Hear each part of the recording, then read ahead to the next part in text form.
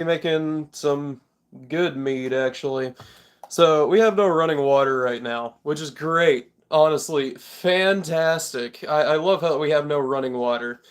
But we do have bottles and we do have jugs filled with water. So we're gonna be doing a little bit of mead making. We're gonna learn how to make some mead. Now, if you don't know what mead is, it's basically water, whatever you want to use to flavor it, yeast and sugar. It's literally like a honeyed beer. You can use honey, but on the other hand, I'm going to be using strawberries today because I want a nice strawberry mead. So that way, by the time it hits summer, we have some fresh strawberry mead, and that's going to be great. Honestly, it might even be done halfway through spring at this point as of uploading. So, first thing you need to know about mead, you need your yeast. This is how you make alcohol at home, by the way. Legally, you're allowed to do this in all 50 states, actually. So you just need some Fleischmann's if you don't want any high alcohol content. Like if you're just trying to make a beer, this is what you want to use for it. Fleischmann's is great for making beer. But if you want a wine that's high percentage, if you want something else that's high percentage, you want to go for a higher type of yeast. Like this is literally instant yeast. It takes effect as soon as you drop it into the bottle. Now, we're still going to let it sit, and we're still going to let that yeast go ahead and fester, but first, we need to add our water. Now, like I said, I don't have any running water right now, so we're just going with bottles of water. And let's go ahead and get a better angle on this. All right, so as you can see, we have our nipple suction cup here. You can use any of these, but honestly, I use this because it's a lot easier. It fits right around the lid, goes right down the rim. We're just going to go ahead and fill that up with a bit of water.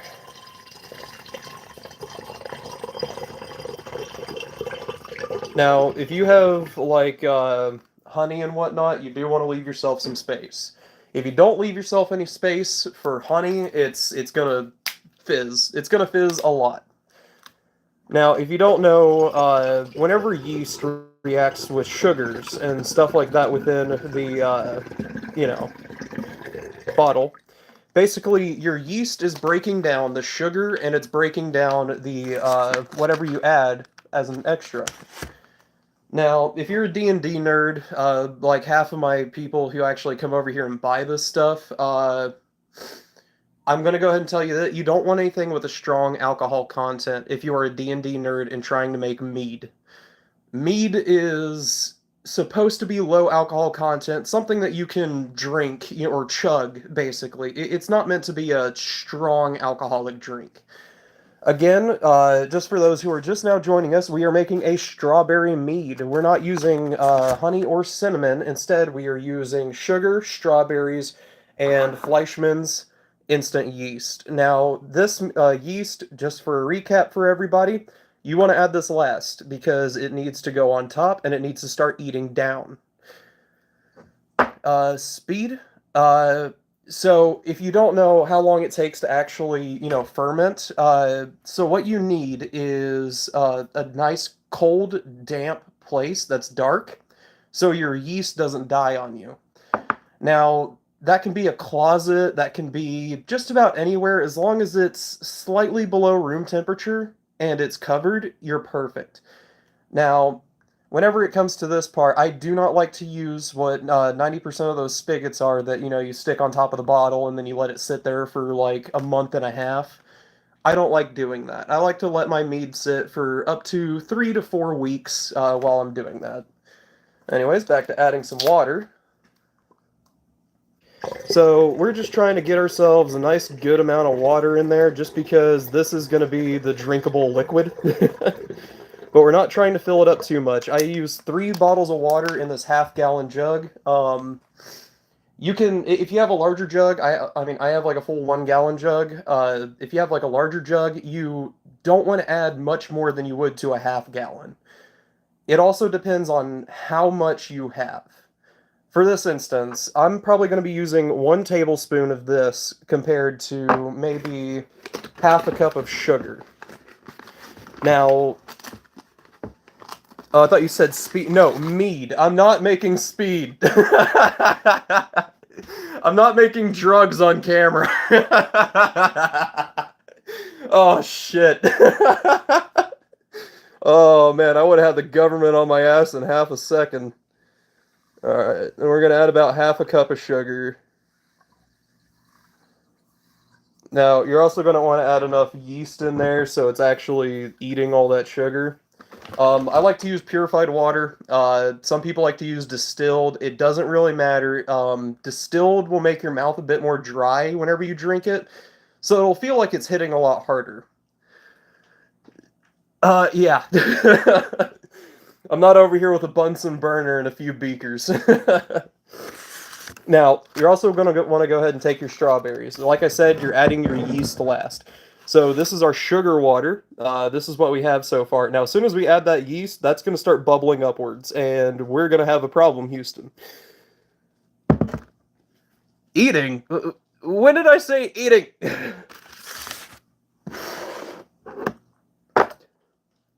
Alright, we're going to go ahead and throw away that spoon so that way we don't have cross-contamination with any of our other ingredients. We don't want to use the same spoon that we used for our sugar on our yeast, because then it'll activate right inside the spoon, and we don't want to do that yet. We want it to fester inside our bottle here. Now, let's go ahead and grab a cutting board, and I'm going to show you how you should prep your strawberries coming out of the box. Now, do not eat your strawberries straight out of the carton. These still have pesticides on them. You have to rinse them off after you buy them. It's very important that you do so, and always check your strawberries too. You don't want mold, you don't want anything else living within your, and you could wash the spoon. No, I have plastic spoons. I'm using plastic spoons. Let's see here. I think that's asking if it's illegal. No, actually, in all 50 states around the United States, making wine and mead is 100% legal. You can make wine, mead, and beer in your backyard, and you do not need a license for it. That only goes for whiskey, bourbon, and any other hard alcohol such as moonshine in which you would need a license for. Let's see here. Let's go ahead and just... First off, I'm going to go and take all those off. Then we're going to go ahead and cut the back end of the strawberry off, just the head. That way we're not wasting 90% of the strawberry.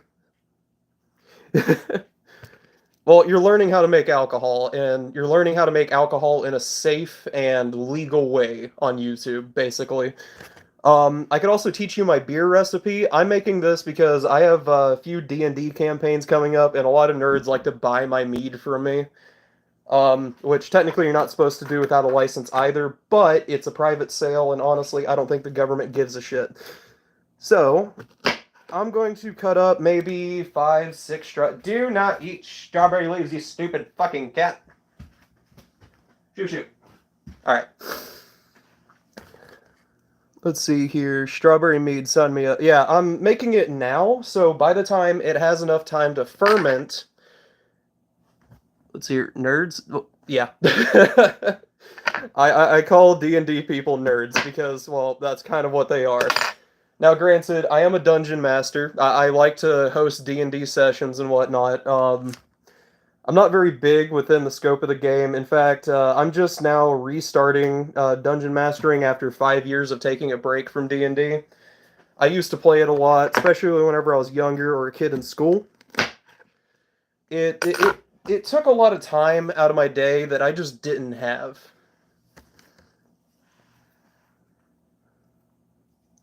It's kind of one of those things, you know, you like it, but you just don't have time for it. See here, I'm a proud nerd and geek, and knowing the difference makes me a dork. Yeah, sounds about right. Thank fuck. Alright, so I have not had water all morning. You know, I am pretty stupid. Same here. I'm relatively stupid. Alright, so here goes our strawberries. Like I said, You also want to go ahead and rinse these off. I don't know why I didn't do that before cutting them, because I'm a dumbass. And again, you want to check them for mold. So luckily now we can rinse off our strawberries in water.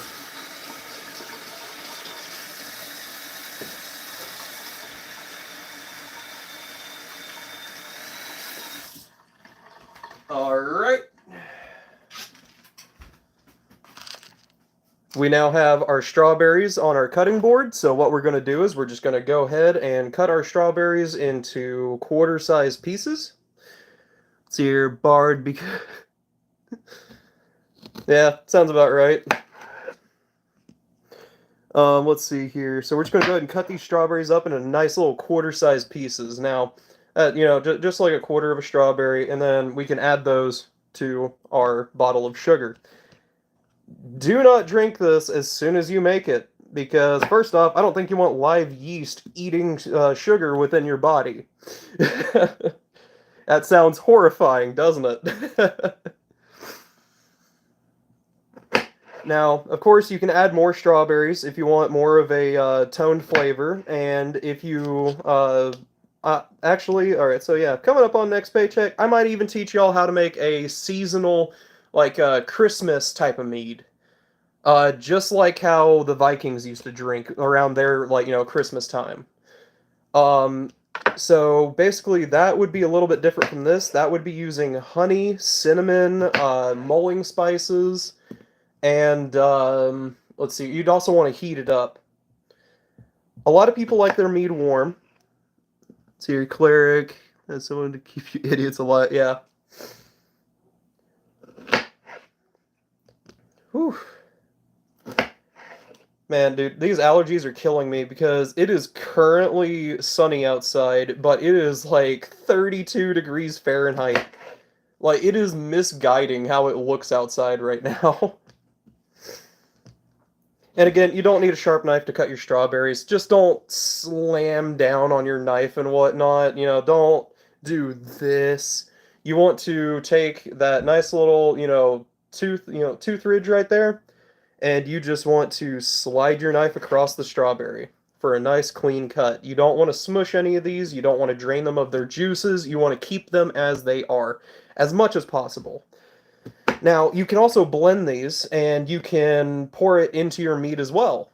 But I'm not going to be blending it. I'm going to let it naturally sit in the strawberries, and then I'm going to watch the strawberries basically, eat away at it.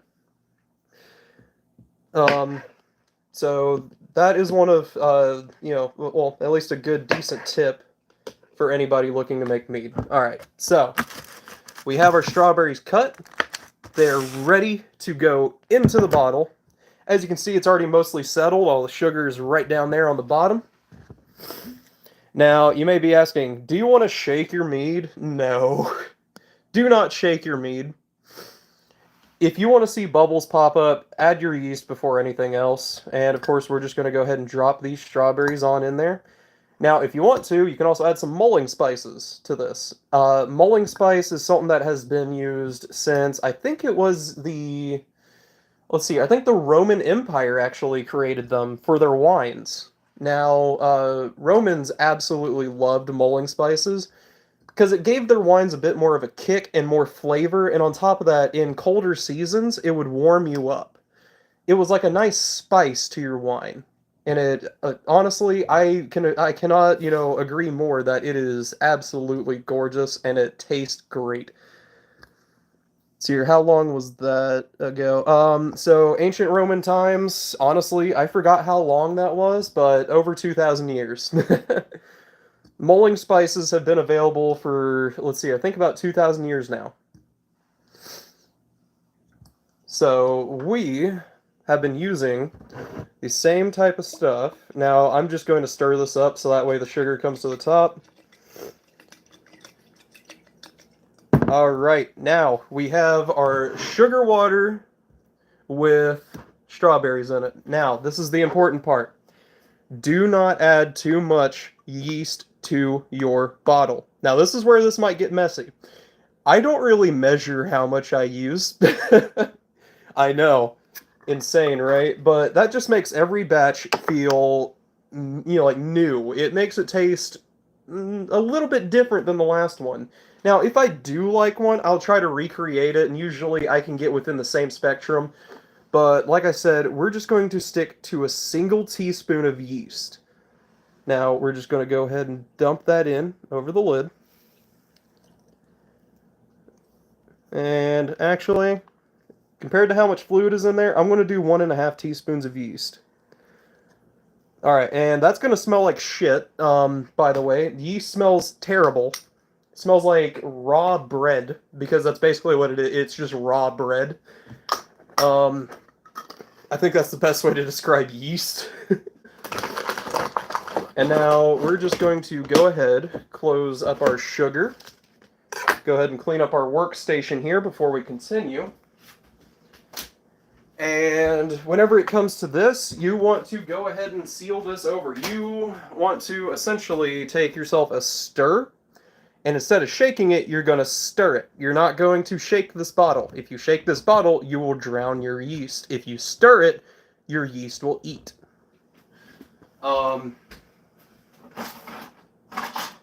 Let's see here. Do I got me a stir tool? I think I have me a stir tool. Let's go. This will have to do. So we just put that down in there. And basically just move in a circle.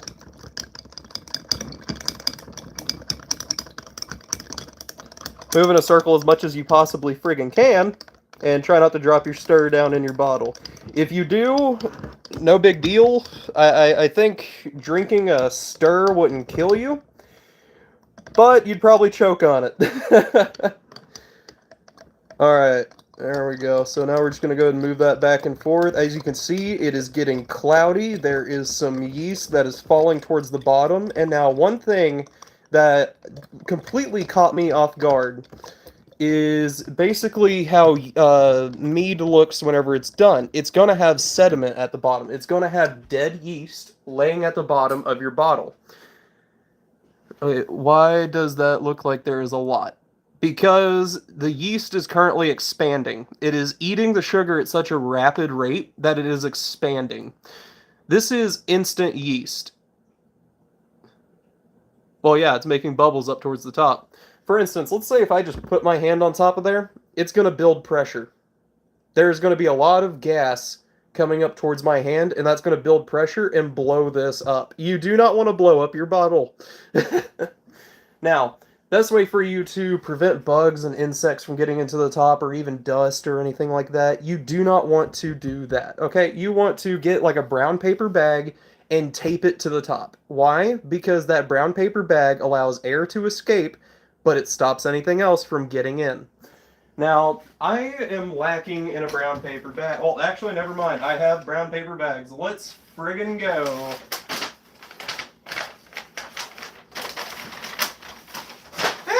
I'm being attacked by the brown paper bags.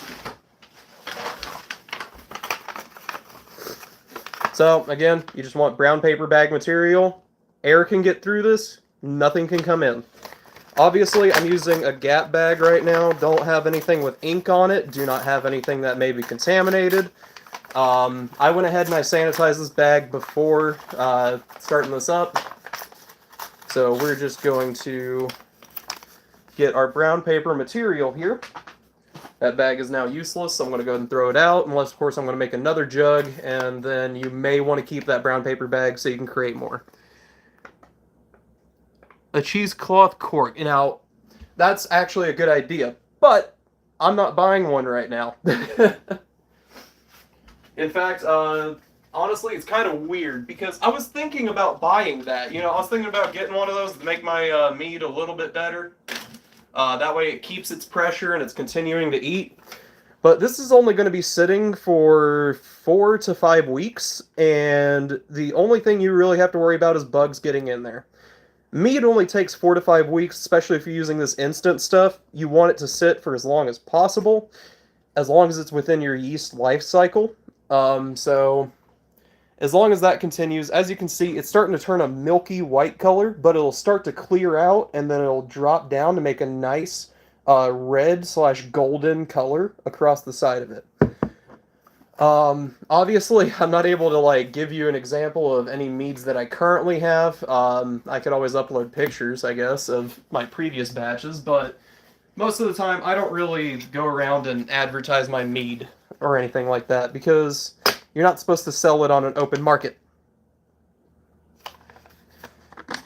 So, you just take this, press it down as hard as you can, try to fold it so it makes a new lid, and then you take your tape. And this is how a poor man makes it, by the way. This is how us poor people make mead. Because we don't got any fancy shit to help us out. And we're just going to tape that on there as tight as possible, so that way nothing gets into our mead and contaminates it. The last thing you want is contamination in your mead. Trust me, drinking ants... Trust me, drinking ants is not fun, okay? I have drank some shitty alcohol that was made in the backwoods that was covered in bugs. I will tell you this from first-hand experience, drinking contaminated alcohol fucking sucks.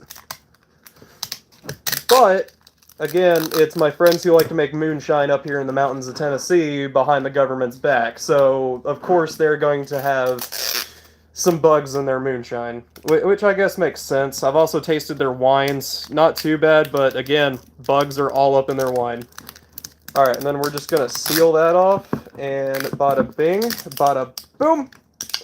We now have a makeshift air filter that allows all the CO2 to exit.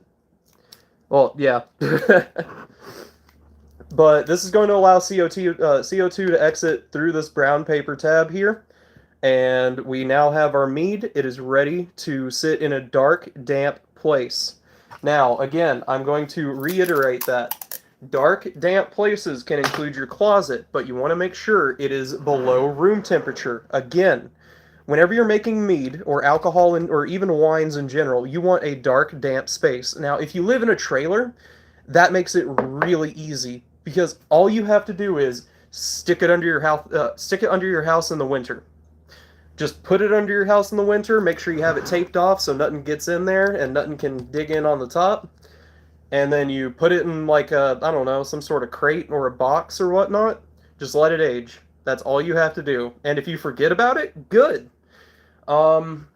Because that just means the alcohol content is going to be more so present and it's going to be there. It also allows your fruit and everything else that's in there currently, you know, vegetating, I would say. Or marinating. There we go. That's a better term for it, not vegetating. Marinating. It allows your fruits in there that are marinating the rest of the water, sugar, and everything else that's in there. So this is going to be a non-high alcoholic drink. This is going to be about 5% based on the amount that I put in there, especially since this is instant.